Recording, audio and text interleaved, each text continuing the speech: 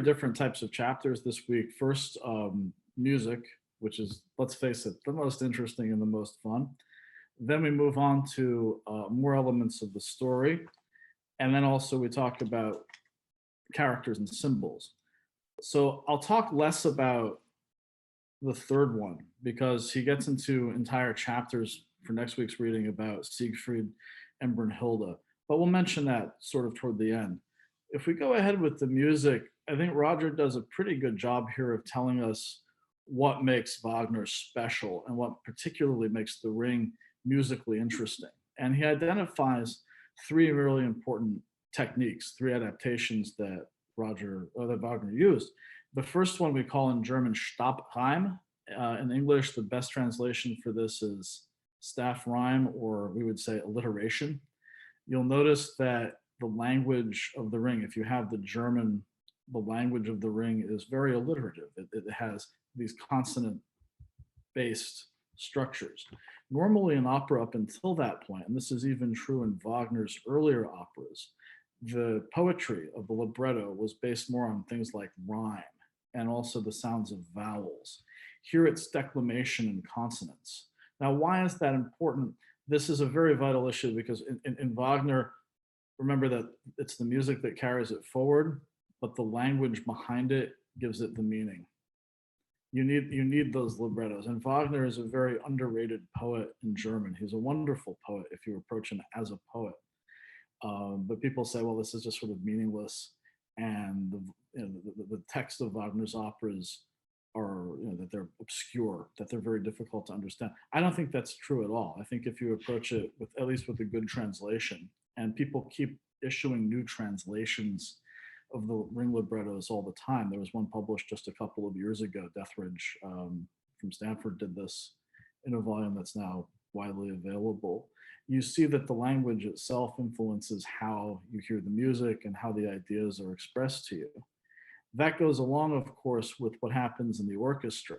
And my favorite way to explain a Wagner orchestra to students and to all of you today is to say that the orchestra is an omniscient narrator, just like when you're reading a novel and the voice behind the novel, the author behind the novel, knows all the characters, all the events, everything that's happening, everyone's motivations.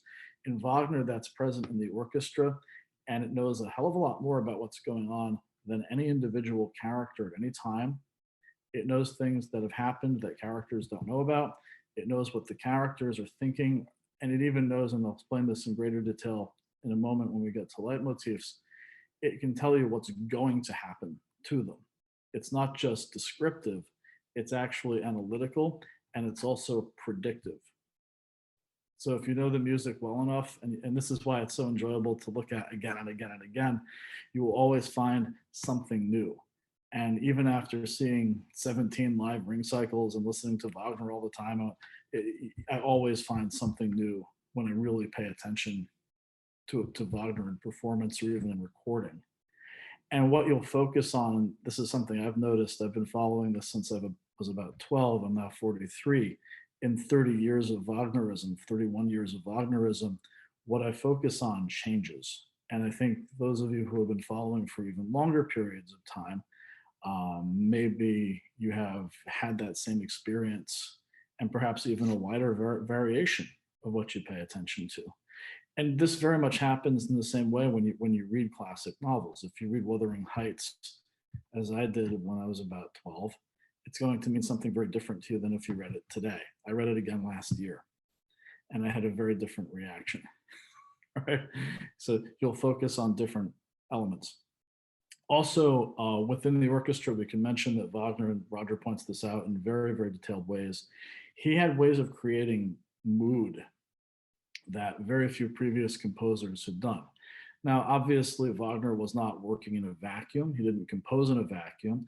He was drawing off earlier people like Weber, who wrote the Freischütz, a very influential romantic opera, not very much performed today. Also, people like Marschner, who wrote an opera about vampires, called The Vampire. Right? We almost never hear that. Botstein did it with the American Symphony Orchestra at Carnegie Hall in a concert performance, but that's almost never staged. I think Geneva had a production recently. But other than that, you don't really hear about it. but just choosing the right instruments. And Roger, I think, talks enough about the instrumentation that if you're very interested in what instruments do what techniques, you can do that on your own. But this idea that you're creating mood, a very elusive literary term. What does that mean, mood? How do you create mood? That's a very challenging thing to do. The master novelist can do it with words. Wagner can do it with his orchestrations and instrumentations. And then we move again to this other idea of the leitmotif. We talked about this a bit before. Remember that leitmotif is very closely associated with Wagner. If you go to somebody who has the most basic understanding of Wagner's music and say, what do you think is the most important thing in Wagner? They'll always say, oh, he used leitmotifs. And they might have the idea that the leitmotif is a descriptive piece of music. Debussy later, 50 years later, after Wagner was composing this, would dismiss leitmotif as like a calling card. This is like what you give to somebody when you meet them to tell them who you are and what you do.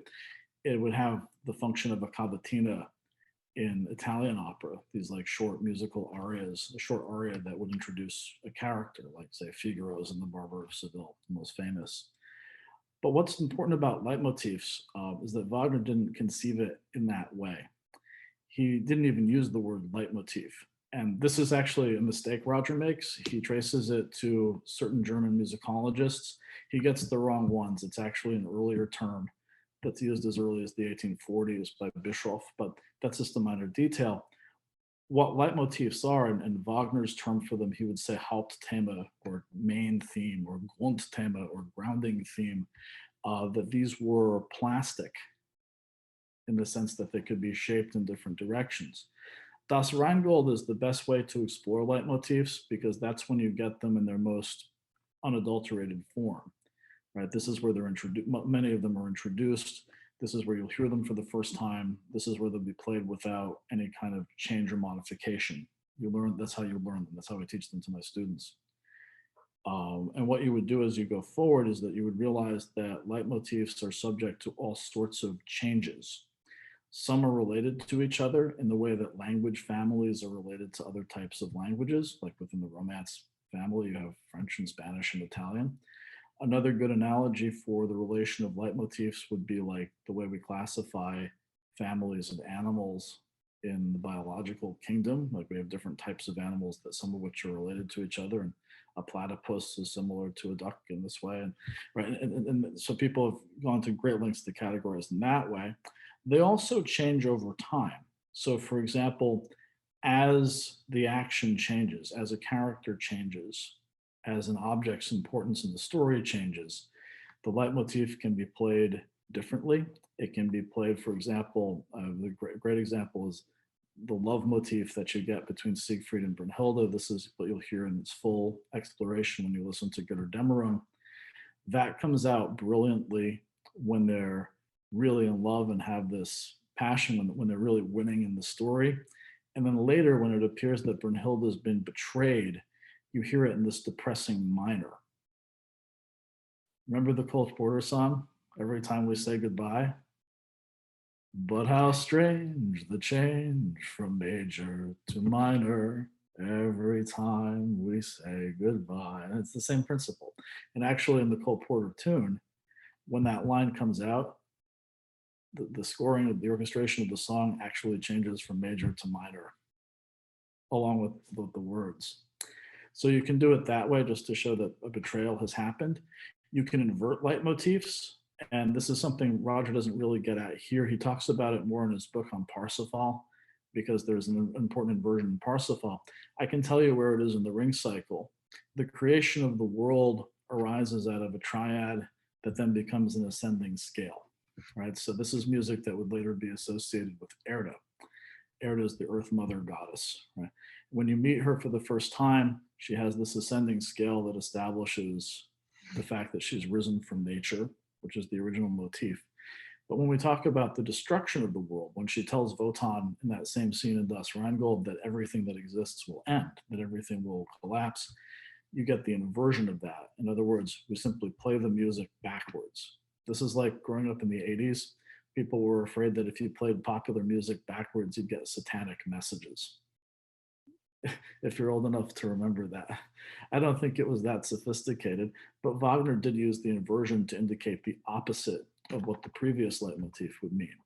They also grow and change. So for example, Wotan's spear motif, one of the most recognizable in the ring cycle, it's a descending pentatonic scale. Bom, ba, bom, ba, bom, bom, bom, bom, bom. Later on, this will be restructured as his authority yields to Brunhilde in the world of humanity. It's restructured in different ways.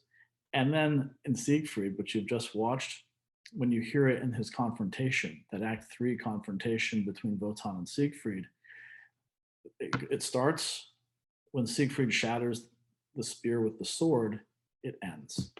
So his authority is literally broken, not just on stage in the drama, but also in the musical line. That pentatonic scale is shattered by the sword breaking the spear, and you hear the break in the leitmotif itself. We also hear that with the curse motif. To give you another example of how this can be, I think I mentioned this before, but I'll say it again because it's very important. You hear the well-defined curse motif every time someone is dying or about to die as a result of the curse on the ring.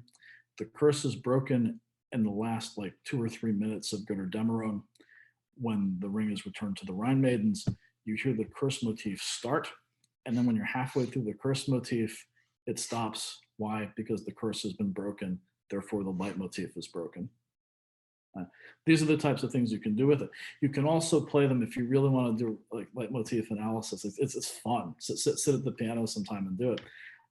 You can find that they're used ironically, that they're used sarcastically, that they can indicate all sorts of changing emotions and fears that the characters have.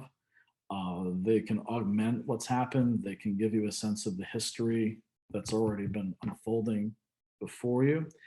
And they can even convey some of the baggage that these characters will convey. If you play a motif on a different instrument, you can suddenly make somebody's joy into sorrow. Okay. And a good example of that, let me find one, Freya, which has nature arising from love, right? Nature, I'm sorry, love arising from nature. It's a natural phenomenon, but then the second half of the motif is love's disappointment. That will become its own original motif for Siegmund and Sieglinde, where two people ever more ill-fated in love than Siegmund and Sieglinde. Let's give them the love motif, but let's make it so that we understand that they're sorry. It has a natural and fundamentally good origin, but by the time it gets to this real experience that they have as humans in love, you know they're going to be destroyed. So give them the suffering part of it, but only the suffering part of it. Roger also talks about this drift from harmony and melody into chromatism. And again, this is a feature of how the ring is composed. We start out rather lightly in Rheingold with all the leitmotifs presented in the way in which you would like to hear them in a way that's very easy to learn. As you go forward in the cycle, as the music acquires more and more baggage, as this omniscient narrator, as I like to call it, in the orchestra rises in terms of its comments, in terms of what it has to deal with, you get a much more chromatic approach to the music. And the traditional way to look at this is the actual break in the composition of the work itself. If you remember how Wagner wrote this, he started in the early 1850s with Rheingold, then moved through Valkyrie and the first 2 acts of Siegfried. Abruptly in 1857, he had some disasters in his life, which we could talk about at great length, and had to stop composing the ring, and essentially didn't return to it for 12 years. He left it more or less untouched. And in the meantime, he worked on his compositional technique in 2 of his other important operas, in Tristan and Isolde, which is foundational for understanding Wagner's compositional technique. And then Die Meistersinger von Nuremberg, another grand opera in this tradition. By the time he got back to the ring cycle, by the time he gets back to Siegfried Act 3, you hear a very, very different compositional technique. It's not the lighter and airier earlier part that's simpler to understand. It's a much more densely chromatic structure. To give you just one idea, I love to deal with things in statistics, so forgive me. In Die Walküre, there are about 400 leitmotif moments that are played in the score. By the time you get to Götterdämmerung, which is only slightly longer, you get 1,000 of them. You're just hearing more music, more baggage, much more densely packed together, much harder to decipher, but much more rewarding and challenge. If you ask ring cycle conductors, Wagner conductors who specialize in performing his music, and especially the ring, which is your favorite one of the 4 operas to conduct, they always say Götterdämmerung. Why? Because it's the densest, it's the most harmonic, it's the one where you can do the most with the orchestra. It's the one that allows you to show off the most, if you will. And probably I would guess also, I've never conducted the work, but alas, I have 0 musical talent. So as you get through it, right, this is also the most rewarding, because you're really taking a sophisticated piece of music and getting it through. And that's the one that they always like the most. Roger also talks about some of the criticisms of Wagner's conducting, and he takes on particularly, I note that we're doing Fools, Frauds, and Firebrands, Roger's book about social theorists of the left who have really infiltrated academia. He takes on Adorno, who is the major music person in the Frankfurt School, this kind of Marxist West German school of thought that emerged after the Second World War. And Adorno's musical critique of Wagner, based on his own understanding of musicology, which is rather limited in my opinion, is that Wagner simply didn't write in the harmonic traditions of European classical music the way he should have. And Roger's answer to this, it's summed up beautifully on page 174, just says, so what? Like, so Wagner didn't live up to the standards of Theodor Adorno. He didn't reach the Adorno standards of compositional technique. Who cares? It doesn't matter. But he does actually give an intellectually responsible answer to this, which is that, well, yes, Wagner doesn't give you these symphonic creations like Beethoven would have, but that's not what Wagner's trying to do. If Wagner was moving for symphony in his operas, you wouldn't have everything else. You would be cut out from all these different changes in mood, all these depictions of drama. Now, remember that Beethoven only wrote 1 opera, Fidelio, which isn't, as operas go, particularly good. A fine performance of it is worth listening to, but what you would really listen to in Fidelio is the overture, and also the musical interlude. Sometimes we call it the Leonora overture, that comes up in the 2nd act. The choral music, it's not really a functional music drama in the way that Wagner's are. It doesn't have the same emotional power. It doesn't have the same engagement. Interestingly, Wagner deeply respected the symphonic traditions in these ways. In fact, Beethoven's Ninth Symphony was the subject of a musical treatise that Wagner wrote. He actually wrote a long essay on the Ninth Symphony. That's also the only non-Wagnerian work that's performed in Bayreuth. They were meant to do it last year in a stage performance, but I was supposed to go, but of course the pandemic happened. There was a new Ring Cycle production too, so I was going to see the new Ring Cycle production and see the Ninth Symphony, but alas, it didn't happen. But that's the only other work of music that is permitted to be performed on the stage in Bayreuth. And in fact, when they started this festival again after the Second World War in 1951, that's what they opened with. They played the Beethoven Ninth, and then said, okay, well, let's get on with the rest of what's going on. My answer to this, and Roger doesn't really address it in quite this way, is that yes, it's important to realize that Wagner didn't write in that traditional way.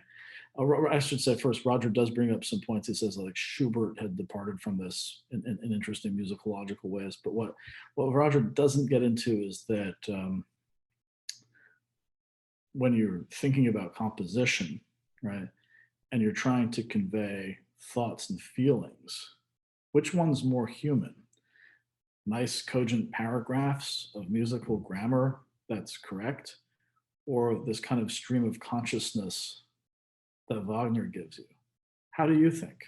when you're ruminating on a problem or you're thinking about a situation in your lives, do your thoughts go in completely linear, cogent paragraphs, or do you have something that looks more like Ulysses, James Joyce's Ulysses, going on in your mind? Of course, you're not thinking in those structured paragraphs. People don't think that way at all. Ruminations and even the most structured thoughts will have memories and influences and things that happen to you and things that you heard once and that will come up, and you will be torn in all these different directions.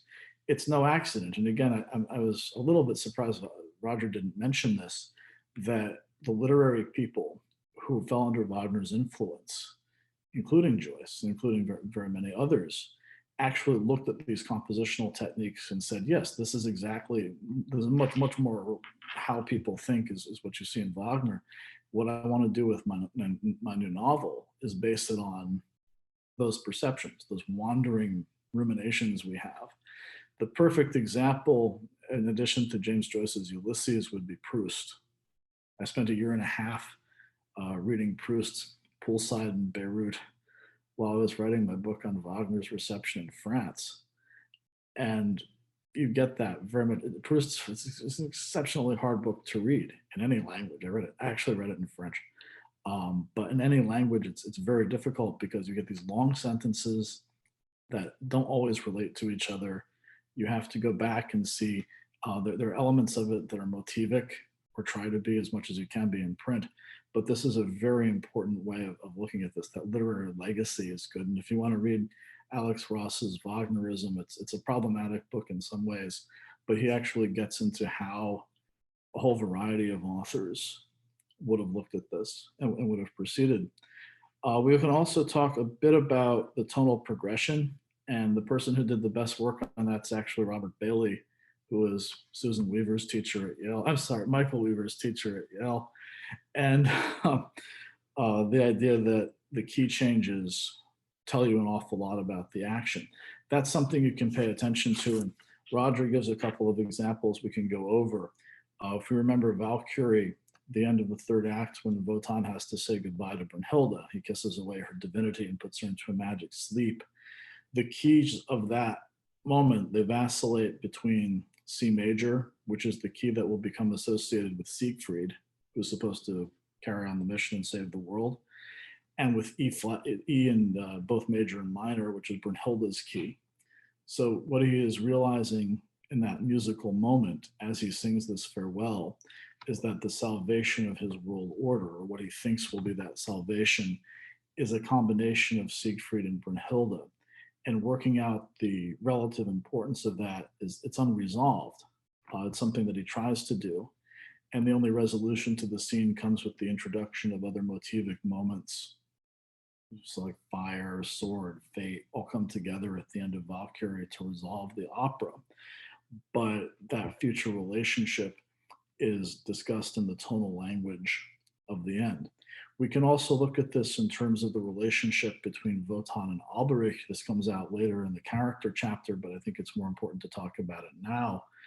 Wotan has a wonderful, warm D-flat major key that he sings all or most of his music in. Alberich has a depressing B-flat minor. Okay, so they exist in two different musical keys. But what we realize here is that the B-flat minor key is the relative minor of D-flat major. Right? So in other words, Alberich musically is a relative minor of Wotan. And if you believe that, and you should, that they're essentially two parts of the same personality or two shadow personalities, then Wotan's loftier, nobler one, the one we would all like to identify with, he gets the majestic D-flat major chord, but since he's related to Alberich, we have to give Alberich's depressing music, that edgy, nasty, Alberich resentful music, in this B-flat minor, which is the relative minor of the same one, okay? So as we go forward, we can also look at some of the different motifs. We talked about Freya and how it changes. I'll tell you one that I think Roger gets very wrong. And his problem here, he didn't read Levi-Strauss, obviously, because he missed out on this one. The Renunciation motif. This actually is a very instructive one because it can show you the range of this kind of language. We know it's a renunciation motif specifically because in the score of Das Rheingold, when Alberic curses the gold and runs off to forge the ring, Wagner actually wrote the German word for renunciation, Entsagung, in the margins of the score next to that music. This is so we know that's exactly what he meant for it to be. And of course, he is renouncing something. He's giving up love in exchange for wealth and power. Right? And this is a quintessential human dilemma that people face. People have been facing for thousands of years. We hear the Entsagung motif again and again, especially when it's associated with Alberic, but we also start to see it with other characters. And this is where Roger really doesn't get it right. He can't quite explain why does it happen when Siegmund gets the sword out of the tree in the first act of Valkyrie. That should be a moment of triumph. This is almost Arthurian. Take the sword out of the stone and you will be the king. He takes the sword out of the tree. He should have the weapon. We understand that he has the weapon he needs that's been left there by Wotan for him to rescue his sister and defeat his enemy. Yet the renunciation motif plays. And people have exhausted themselves trying to figure this out, but it really has quite a simple explanation.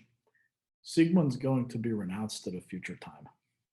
In fact, in the very next act, Fricka browbeats Wotan into sacrificing him to uphold the order of the gods and the order of marital law. The order of marital law cannot sustain the existence of Siegmund and Sieglunda's love and romance. She will get the promise from Wotan that he is to be destroyed. She browbeats him, if you will, into renouncing his own son for her purposes, which are fundamentally ego-driven, right? So it makes perfect sense then that renunciation should play when he takes the sword. His triumph is momentary, it's fleeting, it's empty. He's gonna die. And the fact that you play that motif at that moment only tells you that he will be renounced at a later time. And in fact, that later time is very soon. It's within the first 20 minutes of the very next act. Right? But this is Levi-Strauss's analysis of this in The Raw and the Cooked is excellent. I recommend you all read it because I think that speaks much more closely to what Wagner was trying to do. And Roger's explanation kind of focuses on this idea that this is really about becoming and their relationships are related to each other. That actually leads into our discussion of the story. The way I sort of read Roger's musical chapter was that it goes along with this Kantian and Hegelian interpretation, which this book very much is, that the ring cycle is about becoming. And as you get into his analysis of the story, he talks about it as an exploration of the Lebenswelt, the world in which we all live, the living world. The idea here, of course, is that this is about a movement fundamentally from the world of the divine, right, the characters of gods and such, into a new world order that's dominated by man. And Roger's analysis of the music actually follows this rather closely. He'll say that this harmonic and very melodic, the melodic harmonies of Rheingold and early Valkyrie, these are associated with gods, but by the time you get to Siegfried and Brunhilde, that's when you get the complicated chromatism. I'm not sure that's true. I think that's just because of Wagner's compositional progression. I think if he had written a Siegfried and Brunhilde opera earlier in life, before he did his more experimental work with Tristan and Meistersinger, that it would have sounded very much the same way. But Roger's interpretation follows a sort of Kantian Hegelian progression, saying that it's more complicated because this is about the exploration of self-consciousness, that Selbstbestimmung we were talking about before, and its rising awareness in a world, and indeed in a new world, that mortals will command rather than gods. He also goes then into this discussion of whether the ring is more allegorical or more symbolic. As you found out, Roger does believe this is a much more symbolic work and that allegories don't really work. That's one of the big problems with stage productions today. Most of them are actually allegorical rather than symbolic, and thus that they have very limited meaning. Now, this debate has been around for a very long time. And in fact, the first major allegorical study of the ring was by George Bernard Shaw. Shaw saw it in London. And you know Shaw's biography, he was a very famous playwright, but also a member of the Fabian Society, which was sort of like the intellectual leadership of what would later become the British Labour Party. And Shaw's interpretation of Wagner was that it was a socialist analogy, that Siegfried is a new man unfettered from the evils of capitalism, from the seduction of religion, and that he is forging a new existence for himself and within the world. Now, the problem with this, of course, allegorically, what happens to Siegfried? He dies. He's basically killed by an inferior being who tricks him. Is that a great way to end your allegory of socialism, or to argue that this is something Wagner advocated? No, it actually it doesn't wash as a good explanation of the ring. And Shaw's explanation of this, if you actually read, the book is called The Perfect Wagnerite. I call it the imperfect Wagnerite because it's kind of what it is. His explanation for Götterdämmerung, for the final opera, is that, well, Wagner regressed in compositional technique and also in drama, and went into a much more traditional operatic form with his amnesia plot, which Shaw found silly, and with this idea that love is betrayed and these other hangups, that Wagner departed from his philosophical themes and dramatic insights and moved in the direction of something that was more about betrayal, and much more like a traditional grand opera in the Italian sort of sense. And my answer to that is, okay, well, Wagner just didn't write his operas to fit Shaw's politics 30 years later. And again, as Roger Scruton said about Adorno, so what? Why is it important? We have a better allegorical approach, and this is by someone who's actually living now. This is by Paul Heiser, who actually runs the site wagnermania.net. Paul's a great guy. He lives in Stuart, Florida, about an hour and a half, I think, north of me. And I can announce we brought Paul under contract through my publishing company to write a book about his allegorical interpretation of the ring cycle, which will be out, I think, in September. You're all the first to know about it, so wonderful for you. Make sure you get a copy. What this will be is a print version, a simplified print version of his online material, which is huge. It runs to close to 1,000 print pages. The book's going to be a lot shorter, believe me. I'm ruthless about these types of things as a publisher. What he argues is that essentially Feuerbach's earlier idea, this young Hegelian idea that life is about liberation, that your consciousness is to liberate you from the structures of society, is what drives Wagner forward. Now, Scruton does think this is better than Shaw's approach, that is just more intellectually thought out. I can tell you a little bit about Paul. He's a Feuerbachian type of person. He had the wisdom to realize very early on that an academic career was folly. So he stopped pursuing it and simply devoted the rest of his life to studying Wagner's ring cycle. And you might ask, how do you do that? And his answer was getting patrons to support his work, borrowing money from his parents when he needed to, working odd jobs, whatever he had to do to support himself, to support this hobby, was something that he was very interested in. Now, Roger's language in the book is very cutting. He obviously disagrees. And he even thinks that this is something like just an academic exercise, right? That if you write an allegorical interpretation of the ring cycle, all it really proves is that you have the brains and the free time to write an allegorical interpretation of the ring cycle. And what do you do with that? Well, not much, really. And it is a bit dismissive, but this actually just shows you about the generosity of Roger's soul. They became very good friends. And when Paul Heiser needed somebody to fund his website, its production, and whatever arrangements he had, Roger actually put up the money.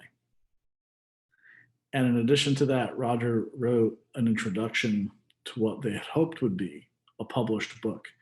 All the publishers turned down Heiser's allegorical interpretation, not on its intellectual merits, but because he was thought to be outside of the academic system and therefore not an acceptable writer, which is, again, that's something that should tell you a lot more about like university presses than it should tell you about any author. Roger tried to get it with published by Oxford University Press, and they were just like uniformly, down on it. Usually after making him wait for a really long period of time. So we're glad to be giving this a home, but at the same time, it just showed that Roger could disagree with you, even very vehemently about a particular subject, but that he would still come through for you in terms of personal and even financial support. Like he would fund somebody he disagreed with. I don't particularly agree with Heiser either, but nevertheless, if this is something you wish to pursue, then you should be completely free to do that, and also to make points. And I think Paul Heiser's work does bring out wonderful points about Wagner that had never occurred to me, and that had certainly never occurred to Wagner. So to Roger Scruton. So if you were interested in reading that, you would learn an awful lot about this very valuable work. He also talks, so the allegory is there, more about the symbolism that you'll find, the symbolic approach.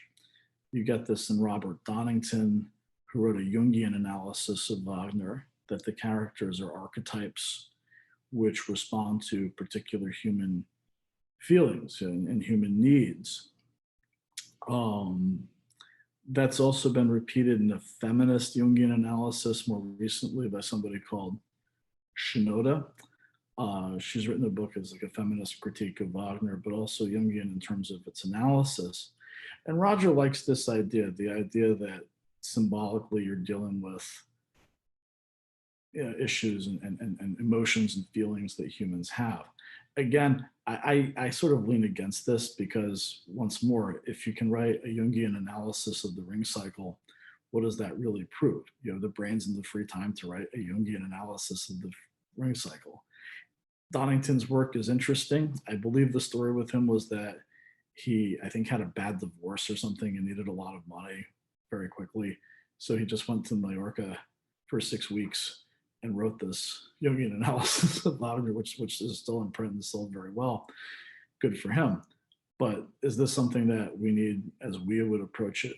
Do we think about archetypes when we're sitting in the theater watching the ring cycle go forward? Probably not. This isn't really what we're doing. And of course, this leads us again into this discussion of character. I want to talk a little bit about that 6th chapter, not the Siegfried and Brunhilde part, because it's dealt with largely separately, and we can talk about it next time. But this idea of divinity and the transition from divinity. Am I boring you, Fisher?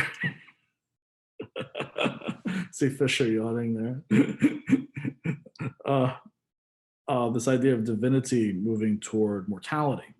And for Roger, this was a very important consideration. It fits his Kantian Hegelian analysis very well, that Wotan changes from a divine character into a more mortal character as events happen to him, and as the real authority over the story and the narrative of the ring shifts to the mortal, shifts to Siegfried and Brunhilde. I'm not sure I agree with this. He does draw off the very good book of Phil Kitcher and his collaborator, Schacht, who wrote a book. It's called Finding an End. But it's actually quite a good book about this. But again, I don't fully agree that Wotan starts as divinity. I think Wotan's character throughout is quintessentially human, a reflection of what we would like to be, of what somebody like Wagner thinks we should be. And that Alberic, who is his analog, is also fundamentally human. And why I think this, first of all, Alberic never changes in any way. The same Alberic that you see in the first scene of Das Rheingold, which is, as we know, invented completely by Wagner without reference to any mythological story, proceeds all the way through Götterdämmerung, being the same nasty, evil, slimy little character that he is throughout. Later in life, Wagner would express some sympathy for Alberic. He'd say, well, at least we can understand where he's coming from. He's been terribly mistreated by the world that has no place for him. He's been maligned by these terrible Rhine maidens who flirt with him and then mock and humiliate him. So we can sort of understand him in this way. We were talking before about Alberich as an incel, an involuntarily celibate individual who takes out his rage on the world. Wotan does change, but in what direction does he change? He goes from a kind of corrupt man who tries to cheat his way out of a deal he made into a more understanding father figure who has to make compromises in his attempt to force his children to act as instruments of his will. He makes that great, forgive me, all of you, baby boomer mistake of expecting his children to be exactly like him, right? So this is a very relevant problem still. And I'm going to do a chapter in my book about bad parenting. It's going to be hard to write, but I'm going to do it anyway. So this is the sort of difference I have with Roger on this. It does end up being Kantian also in the sense that Wotan's full exploration of his personality, his sort of becoming, depends on his acceptance of mortality and his ability to will his own destruction. That also I find a bit problematic. Is it that he wills his own destruction or that he's more resigned to his destruction?